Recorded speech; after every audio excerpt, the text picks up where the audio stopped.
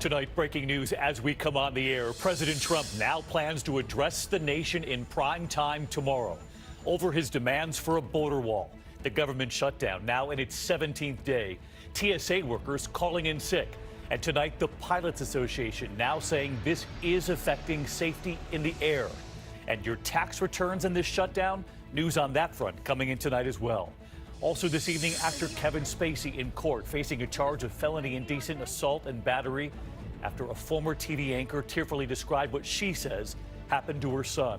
The major break in the case of a father camping with his two young daughters when he was murdered. Tonight, a suspect now charged, and authorities say he did far more. The winter advisories for much of the Northeast tonight. Ginger with the morning commute. The entire family lost in a wrong-way crash on their way home from their holiday vacation. Supreme Court Justice Ruth Bader Ginsburg missing arguments for the first time in more than 25 years. Terry Moran live at the court tonight. And breaking news in the case that caused national outrage.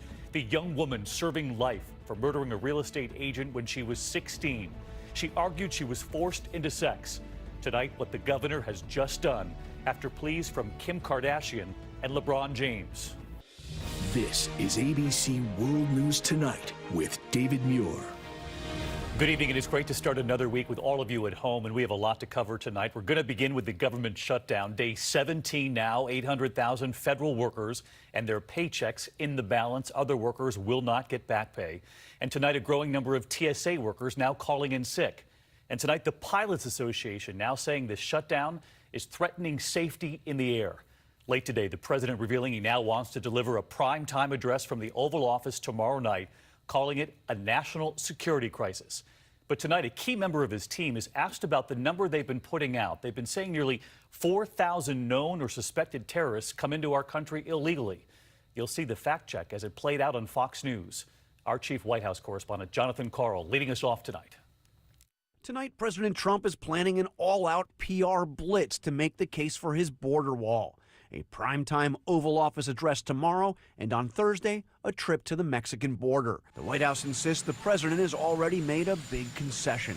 The barrier or the wall can be of steel instead of concrete. If that helps people, it may be better.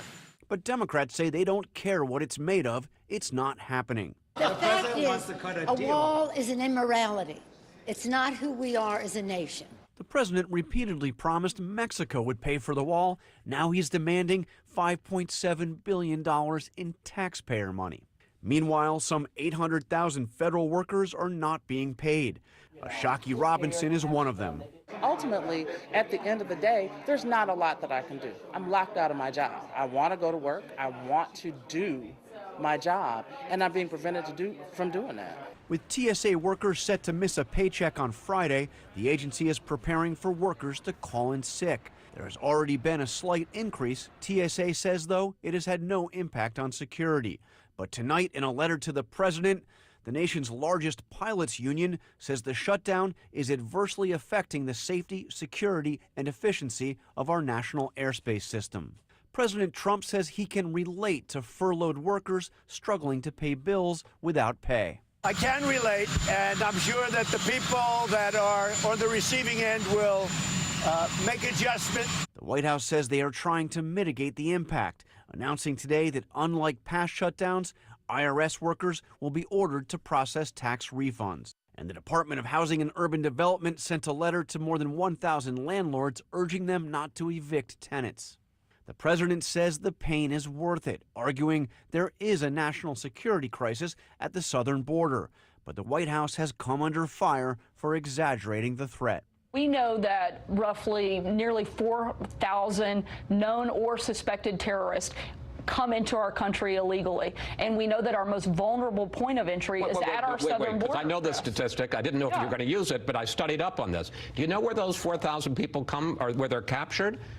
Airports. Not always, but certainly a large number. The State Department says there hasn't been any terrorists that they found coming across the southern border from Mexico. It's by air, it's by land, and it's by sea. It's all of the above.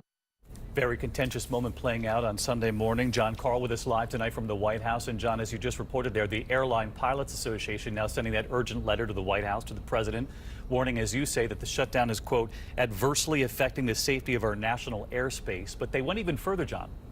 The pilots union is saying that it is affecting the entire airspace system. David, they say, for example, there are fewer safety inspectors on the job, and they are warning about the impact on the so-called essential employees that are required to go to work without pay. They're warning about the personal and financial stress on those employees. David. Right, John Carl leading us off on a Monday night. John, thank you. We're going to turn next tonight to actor Kevin Spacey, surrounded by cameras as he arrived for court in Nantucket, charged with felony indecent assault and battery after a Boston TV anchor came forward more than a year ago describing what she says happened to her son. ABC's Lindsay Davis from Nantucket tonight. It was the much-anticipated arrival. Mr. Spacey, is there anything you want to say? Actor Kevin Spacey wading through throngs of media and a crush of onlookers on his way into court, charged with felony indecent assault and battery for allegedly groping a then 18-year-old at a Nantucket bar in July of 2016. The two-time Oscar winner arrived in Nantucket from Baltimore on a private jet shortly before his hearing. His drive from the airport to court followed by helicopter. Spacey exited the car and was swarmed immediately.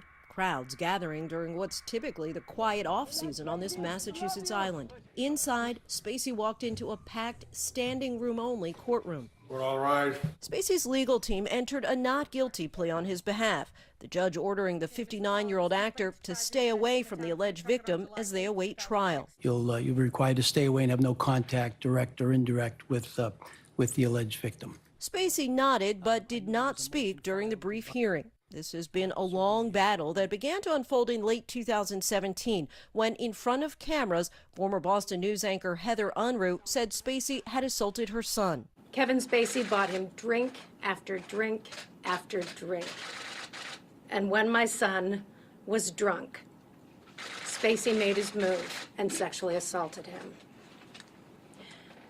And I want to make it clear, this was a criminal act.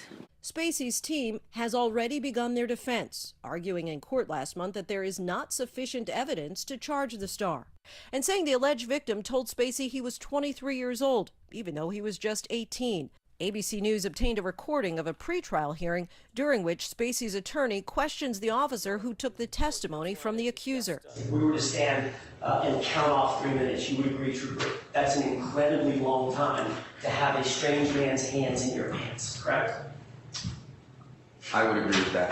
While Spacey has hardly been seen publicly, on Christmas Eve, the very same day he was charged, Spacey broke his silence, posting this unusual video online where he appears to defend himself while in character as Frank Underwood, who he once portrayed on House of Cards. But you wouldn't believe the worst without evidence, would you? You wouldn't rush to judgments without facts, would you? Another hearing is set for March 4th. Spacey does not have to appear. If he's ultimately convicted, he faces up to 5 years in prison. David. Lindsay Davis, thank you. We're going to turn now to a break in the case that made national headlines. A father on a camping trip with his 2 young daughters when the father was murdered while the girls were sleeping in the tent. Tonight, a suspect is now in custody in California, and ABC's Kana Whitworth with how they got him. Tonight, this man accused in the series of campground shootings that killed a father of 2 young girls and terrorized a city. Anthony Ruda, under restraints and a spit mask in court last month, sentenced for a series of robberies. Police now connecting him to the shootings in Malibu Creek State Park. He's charged with 10 counts of attempted murder and 1 of murder. He had a gun on him at the time and the ability to be able to use that. In June, 35-year-old Tristan Baudet was sleeping in his tent with his 2 young daughters when he was shot and killed in the middle of the night. His girls uninjured. They understand that Daddy didn't wake up and there was a lot of blood when they woke up with the loud noise. A state of fear gripping the area in the 2 years those shootings took place. I just woke up to a stinging pain in my arm. I never used to think about humans as being part of the danger out there. David, the campground here has been closed since that father's murder, and it remains so despite the fact that they have the suspect in custody. Rauda could face life in prison if convicted. David? Kana Whitworth in California. Kana, thank you. We're following that major storm that started in the west and now reaching all the way to the northeast tonight. It could be a tricky commute in the morning. Snow halted traffic on I-80. This is California Sierra Nevada mountains right there. Triggered mudslides that shut down part of the Pacific Coast Highway. In Manitowoc, Wisconsin, this light tower in Lake Michigan now washed away by enormous waves kicked up by this storm. Tonight, as I mentioned, with our weather advisories across the Northeast, Chief Meteorologist Ginger Zee tracking it as it moves across the country. Ginger, good evening. David, good evening to you. We just got new numbers in. That storm that took out the lighthouse in Wisconsin has dropped up to a foot of snow in northern Michigan, and now it's headed to the northeast. Look at all the winter weather advisories on the map from Pennsylvania right through most of New York up through Maine. You've got the chance of snow. Now, I don't think it's going to be a foot, but I do think it'll make the roads icy, especially tomorrow morning and then again into Wednesday. So there are 2 rounds of this. It's going to be brisk. You're going to have some lake effect snow behind it, keeping in mind that the midweek could be messy too. Let's then go to the west because they've got more storms after that ruckus weekend they had. They've got 60-mile-per-hour gusts tomorrow night into Wednesday and up to a couple inches of rain, which they don't need at least as quickly as it falls. David. Yes, the conveyor belt continues. All right, Ginger, thank you. We move on tonight, and we've been following the case of that 7-year-old girl in Houston killed in a drive-by shooting while riding in a car with her mother and her sisters. An anonymous tip now leading to an arrest. ABC's Marcus Moore in Houston. Tonight, Eric Black Jr. is being held without bond, charged with murder in connection with the shooting death of 7-year-old Jasmine Barnes. Authorities originally investigating Jasmine's death as a possible hate crime after Jasmine's family told them they saw a red truck and this white male in a hoodie at the scene. But now authorities say that description was a case of mistaken identity.